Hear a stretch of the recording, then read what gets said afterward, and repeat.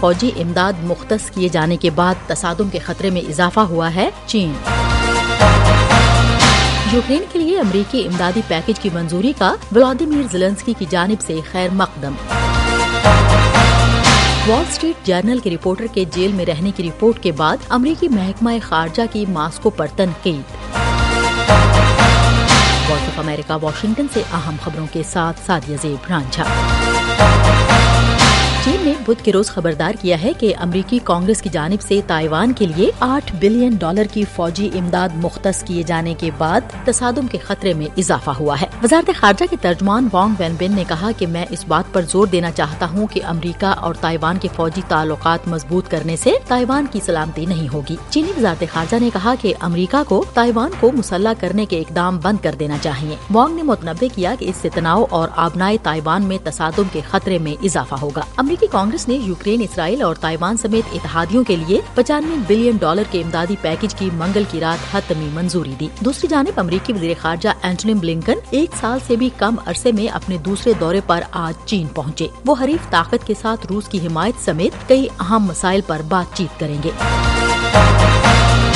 صدر Joe Biden نے چند روز کے اندر یوکرین کو تازہ ہتھیار بھیجنے کا عزم ظاہر کیا ہے، کیونکہ وہ بدھ کو $61 بلین کے امدادی پیکج پر دستخط کرنے کے لیے تیار ہیں، جس کا مقصد کیف کی افواج کو روس کے خلاف مدد فراہم کرنا ہے۔ کانگریس نے منگل کے روز طویل التوا کا شکار قانون سازی کی منظوری دے دی، جس میں امریکہ میں ٹک ٹاک پر پابندی لگانے کا ایک اقدام بھی شامل ہے۔ صدر بائیڈن نے ووٹنگ کے فوراً بعد ایک بیان میں کہا کہ میں اس بل پر دستخط کروں گا اور جیسے ہی یہ میری میز پر پہنچے گا میں امریکی عوام سے خطاب کروں گا تاکہ ہم اس ہفتے یوکرین کو ہتھیار اور ساز و سامان بھیجنا شروع کر دیں۔ یوکرین کے صدر ولادیمیر زیلنسکی نے دسمبر میں تازہ امداد کی درخواست کرنے کے لیے واشنگٹن کا دورہ کیا تھا۔ انہوں نے فوری طور پر اس بل کی منظوری کے لیے امریکی قانون سازوں کا شکریہ ادا کیا۔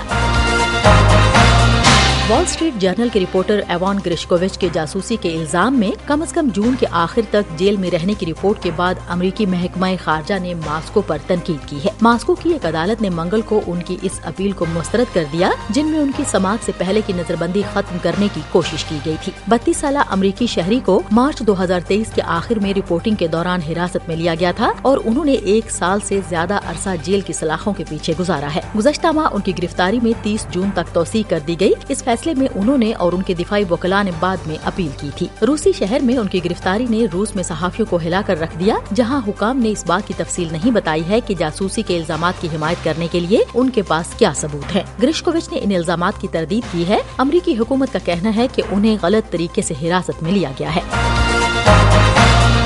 مقامی اور بین الاقوامی حقوق کے گروپوں نے بدھ کو شائع ہونے والی ایک رپورٹ میں کہا کہ گزشتہ سال کینیا کی پولیس کے ہاتھوں کل 118 افراد ماورائے عدالت قتل کا نشانہ بنے ہیں۔ یہ تعداد 2022 میں 130 کے مقابلے میں تقریباً 9% کم ہے، جبکہ اسی عرصے کے دوران جبری گمشدگیوں کی تعداد نصف سے کم ہو کر 10 رہ گئی ہے۔ Human rights watch, Amnesty international Kenya اور کینیا کے گروپ آف مسنگ وائسز سمیت تنظیموں کی رپورٹ کے مطابق تقریباً نصف ہلاکتیں جرائم کے خلاف کارروائیوں کے دوران ہوئیں۔ گروپوں نے بتایا کہ کینیا کی اپوزیشن کی جانب سے گزشتہ سال مارچ اور جولائی کے درمیان ہونے والے مظاہروں کے دوران مزید 45 افراد مارے گئے تھے۔ رپورٹ میں کہا گیا ہے کہ پولیس افسران کو ماورائے عدالت قتل اور جبری گمشدگیوں میں حصہ لینے پر شاذ و نادر ہی گرفتار کیا جاتا ہے۔ کینیا کی قومی پولیس کی ترجمان نے رد عمل کے لیے AFP کی درخواستوں کا جواب نہیں دیا۔